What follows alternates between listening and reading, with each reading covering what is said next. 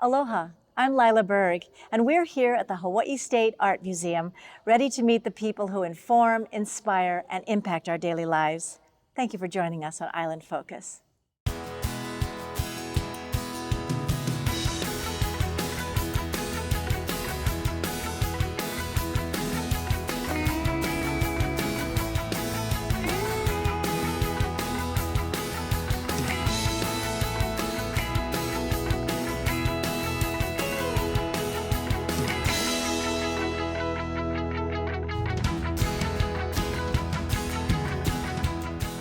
Thank you so much for inviting us here, into the museum shop at the Hawaiʻi State Art Museum, and how exciting for you to be able to meet artists and offer their craft and their talent to the public.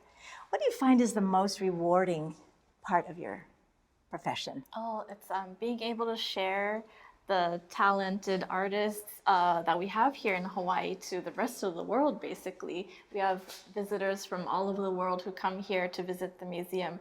And it's such a special place because it's the only museum in the world that has all Hawaii artists under one roof. Oh, and how do you find the artists? A lot of the artists are either friends that we know already or artists that approach us and are interested in showing in the shop. And then we look at cups and saucers and bowls. Everything is very unique. Mm-hmm. Well, each one is one of a kind. It's handmade, and each one took time for the artists to actually create, and so part of their spirit is in them. Well, we can certainly see the spirit of the artist in these bowls. This is a special exhibit that you have for this month? It's up for 2 months. The shop's celebrating our 2-year anniversary, and the birthday is July 7th. And so we're celebrating a little bit early, but yeah, it's our birthday party exhibition. Well, congratulations, and thank you so much for making this place available for people to appreciate art, but also to participate. Oh, thank you. Thank you.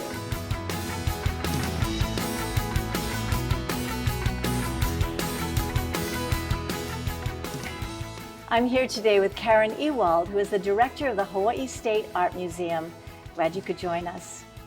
And thank you too, Karen, for taking a moment from your very busy day. Thank you. This is a very exciting place. Yeah, it's wonderful. It's beautiful. As director, you have intimate knowledge of what goes on here. Yes. Can you share a little bit about what your role is? My role, my official title is the director of the Art in Public Places program. And within that is the Hawaiʻi State Art Museum. So I'm the director of the Hawaiʻi State Art Museum as well. And I administer the program and run this museum and its public programs. It's free public programming. So when we walk through the door, what will we find?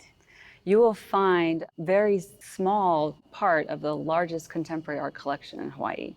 The Hawaiʻi State Art Museum is essentially a vessel that holds a percentage of the relocatable works of art collection in the Art in Public Places program. Okay, so and explain a little bit more about the Art in Public Places. Are those the pieces that are the legislature and state library, for instance? Right, yeah, it is a part of the 1% law, and with the money that we acquire, works of art that are then placed throughout the entire state of Hawaii.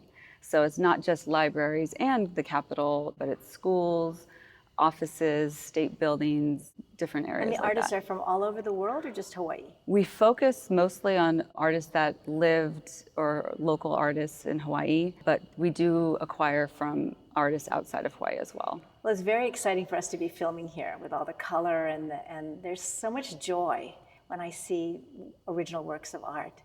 How do you share that with the public? We have a lot of programming. We do have educational programs. We do have our Art Bento program, which is a field trip related program. We also do public programs, evening events, First Fridays, artist pauhanas, different kinds of programs to bring people into the museum and experience this space in a different kind of way.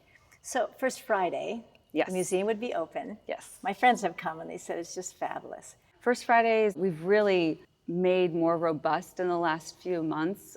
Our First Fridays, we wanted to activate the museum spaces in all different ways.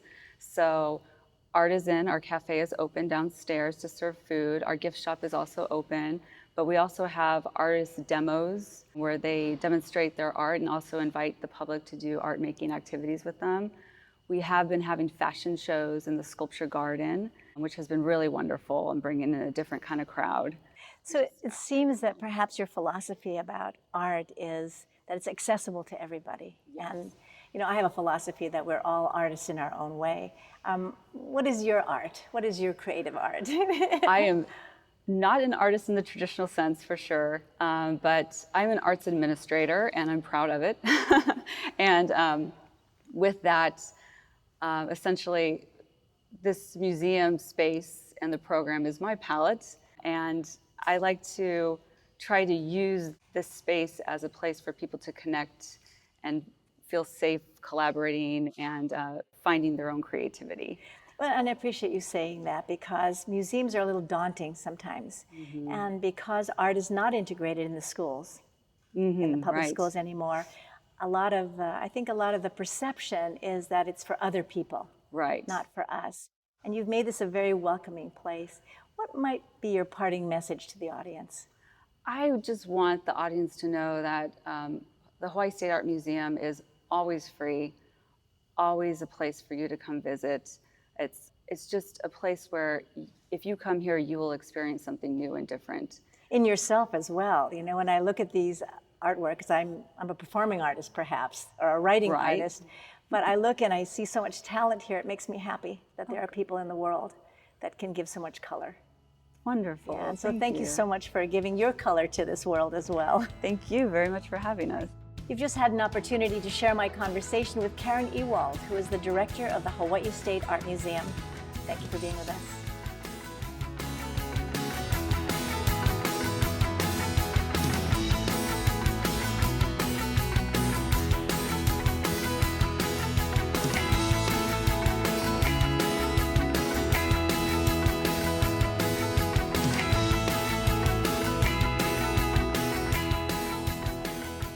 Mahalo for tuning in to Island Focus and joining me in my conversation with Josh Green, who is Hawaii's Lieutenant Governor. Aloha. And aloha to you. Great to see you, Lyla. Yeah, thank you so much for joining us and taking the time, especially in this beautiful creative space. It's beautiful here. This is a gem for Hawaii. And in your role as Lieutenant Governor, you have a lot of opportunity for creativity. Yes, because no one knows what to do with the Lieutenant Governor. I can be creative all day long. But creative to solve problems, creative to engage the leadership and the directors, and to try to get people to move out of their mold into new solutions, because we need new solutions for Hawaii. One of the reasons I just love being in a museum is we can see that there is nothing that is repetitious. Right. Everything is unique. And so what is your unique signature in your office? Well, I come at it with a different perspective. I'm at least half doctor and then Lieutenant Governor. So everything I see, I'm trying to think about how we can apply wellness, how we can apply a different approach that considers how people will live their lives in a healthier way. And that can apply to kids in schools, people who are homeless on the streets, just the health of our state. And a lot of our conversations when we have creative people coming in from all walks of life, because they come to the Lieutenant Governor's office to see, could this idea fly? Could we begin to implement a new sustainability plan or a disaster preparedness plan or a health plan? We get to be creative, and I try to apply that health perspective. So in terms of disaster preparedness, it's kind of a scary topic, but it's real for us, and with environmental change. How are you addressing that particular topic? So we brought together experts from across the country, including from the federal side. They come and sit around the LG's table, and we treat everyone like an equal. There's a thing called the RRAP, which puts together a master plan over time. RRAP? RRAP. God help me, I don't even want to That's try creative. to regurgitate the acronym. But to bring those people together from different sectors, from, of course, national security, from cybersecurity, from the perspective of what happens if the harbors get taken out, and what would be the health implications, what would be the food implications and the clean water implications. We can be creative, and they have to have a master plan together so that if, God forbid, a hurricane does make that turn and hits us here in Honolulu, we have to be ready. We don't have a very long window of resources. We're here alone. We have to know what we do immediately. What's the long-term plans for the harbor? What's the short-term plans for our people? And I enjoy that process. I enjoy people putting together ideas, thinking openly and creatively. Well, and what I hear you saying too, it's more than just problem solving. Yes. It's actually creating opportunities for people to participate. It is. And with all the different pieces of the puzzle, how do you relax? I don't like to relax very much, so it's fun to intensely go at it. So we'll sometimes have a group of 40 or 50 people, all from different walks of life. So sometimes, for instance, when we're looking at homelessness, we don't just have the housing coordinators and the Department of Human Services directors. We have community leaders like Hui Aloha. We have an opportunity to bring the homeless individuals themselves to sit around the Lieutenant Governor's table, again as equals, to tell their stories. These are people who may have been bankers, may have been artists, may have been teachers, who fell into a tough time. Maybe they had mental illness, maybe some addiction, maybe just economic crisis.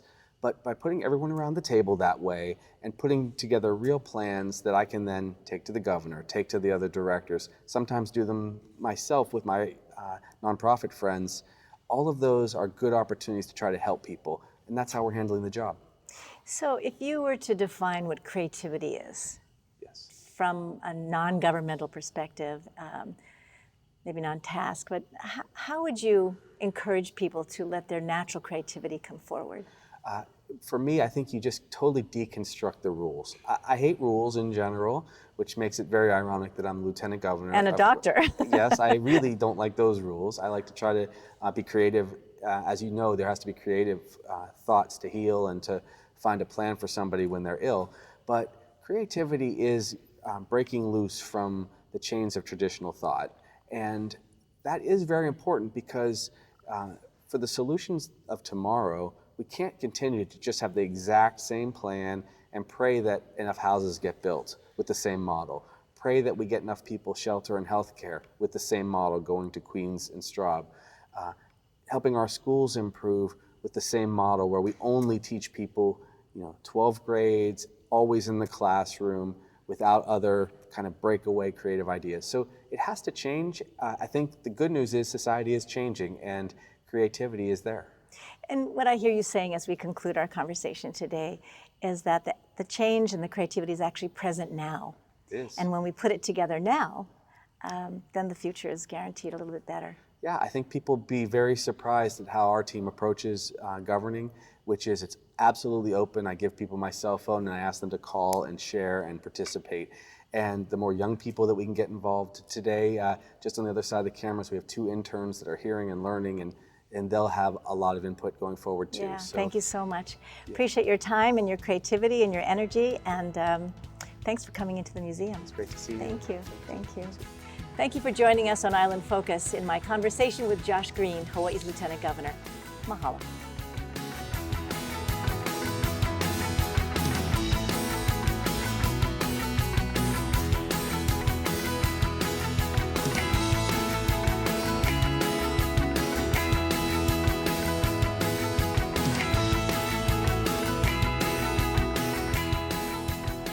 Today I have the pleasure of talking with Ho'ai Lincoln, who is the cultural coordinator at the Hawaiian Mission Houses.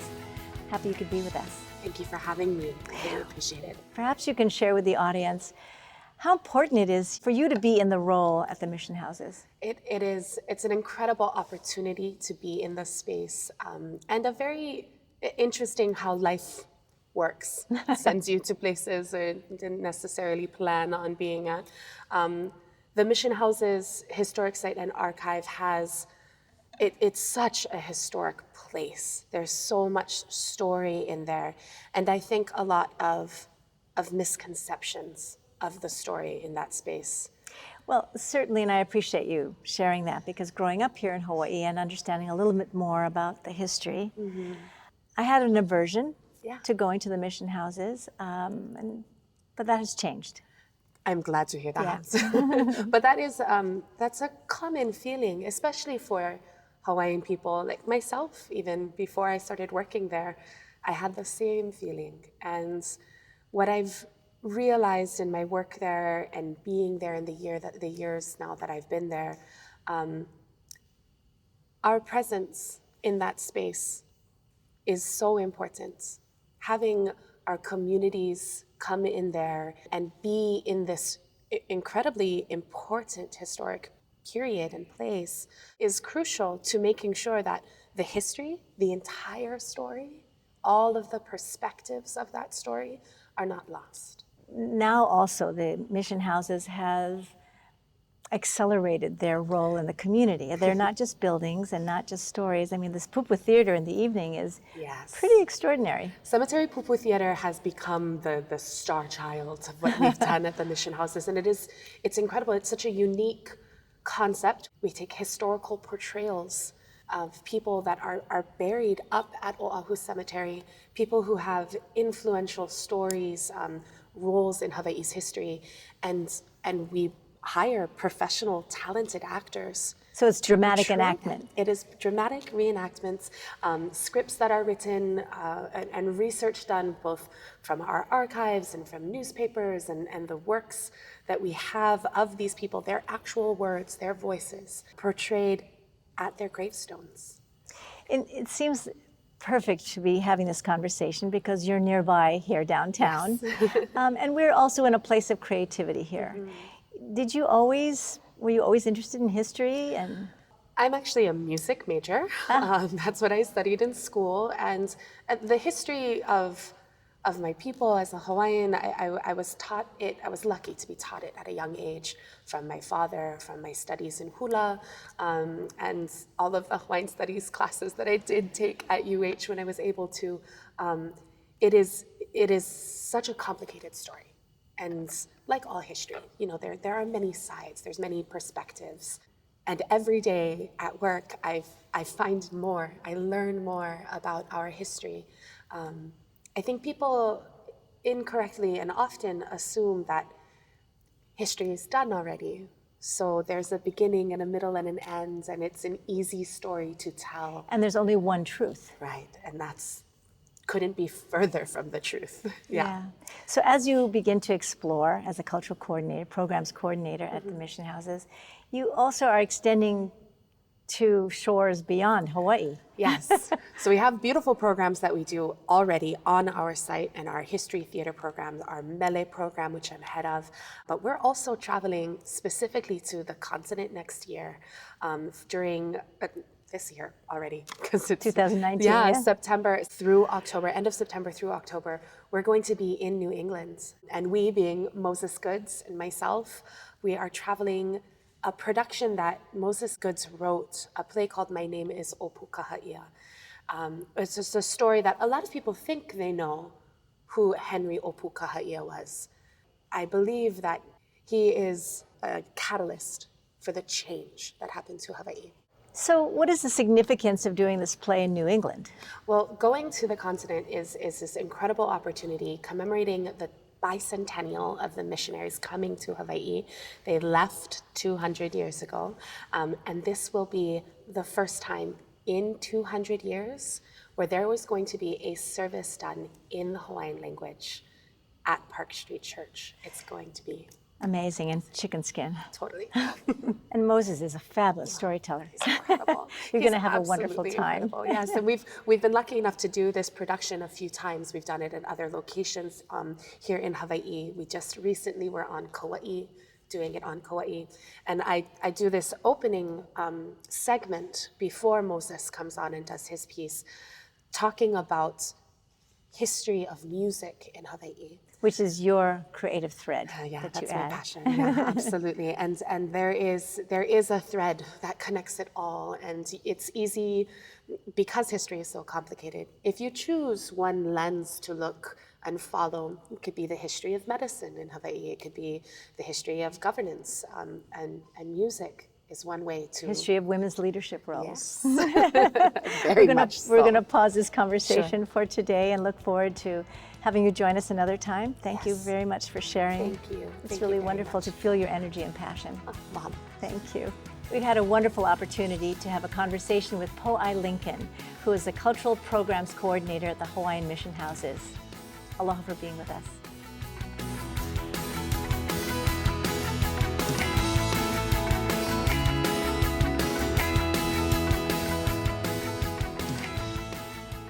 know, what's really special for me as someone growing up in Hawaii to come to this building and to recognize that it has history. It's not just a beautiful building. Yeah, in fact, it was built in 1872 as a Hawaiian hotel. The capital wasn't here at that time, but Iolani Palace was, so we're in a very central location of history. Well, it's a little ironic that we're downtown, right? Yes. You hear the buses and the planes and the cars Yes. and the ambulances, and yet it's so peaceful here. What the museum offers is a place for people to share their peace. Definitely. It's a very tranquil place, believe it or not, even with the noises in the middle of downtown.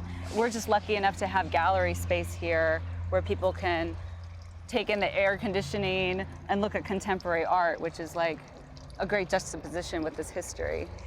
Yes, and so here you have contemporary art in a historic building, but art really is about making history. Right, yeah. And one of the historic pieces, because I was here when this was inaugurated, it was a gift from the King of Morocco to Hawaii. I know it's probably very arduous to keep clean, Definitely. but it's Water features. another symbol, Yes. you know, of the present and the past coming together.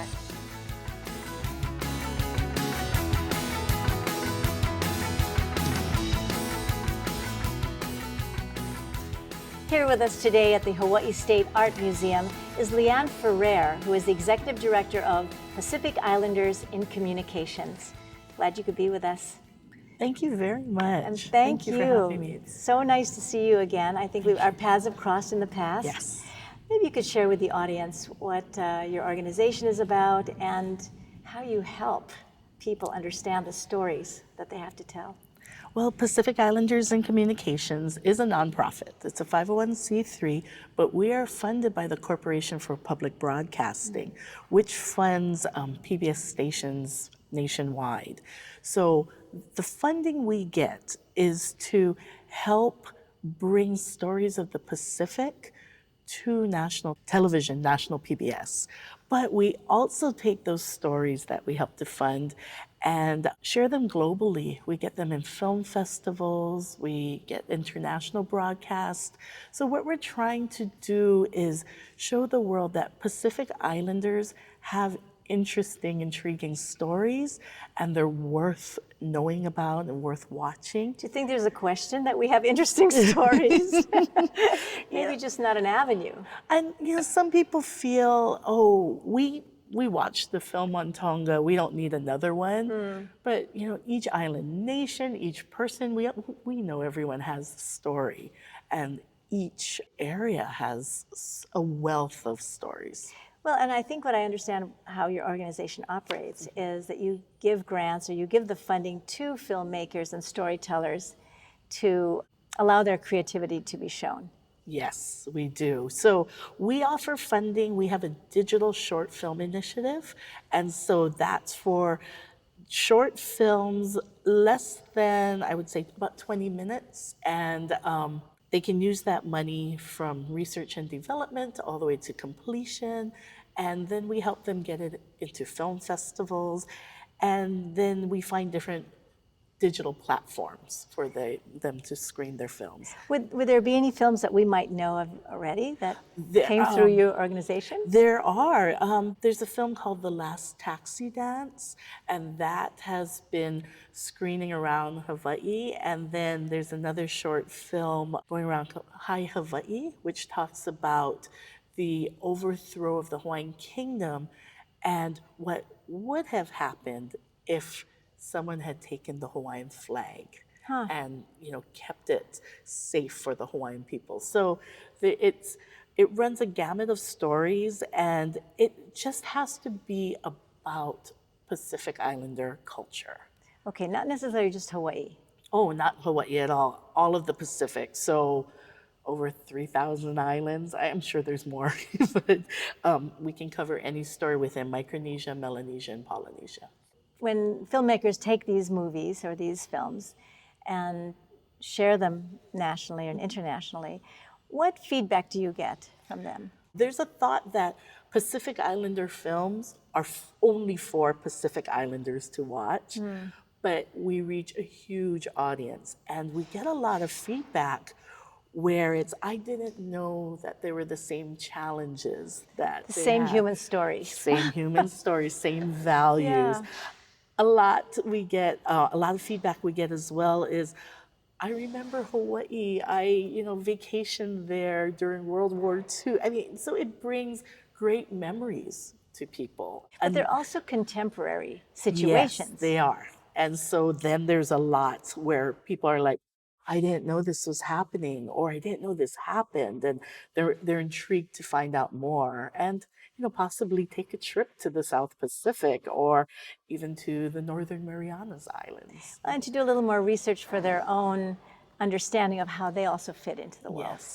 Yes. So if there was a message that you'd like the audience to leave with, what might that be? Well, twofold. In addition to our digital short films, we also fund documentary films. So I'd like people to come to our website and get to know Pacific Islanders in communications. But I also want to leave with people realizing that Pacific Islanders stories are very rich and have a lot of meaning, and people can relate to it throughout the world. So just be open and seek out our films. Well, and something that you said triggered also the thought that everyone has a story. Yes. And even though local people might think that their story is mundane, someone else might learn from it and might be inspired. And so what I got is that you said, just do it. Yes. Just get out there, make your film, and tell your story. And contact you. Yes. All right. Thank you so much for joining us. I appreciate that. Thank you. Thank you, too, for listening in to my conversation with Leanne Ferrer. She's the Executive Director for Pacific Islanders in Communications. Aloha.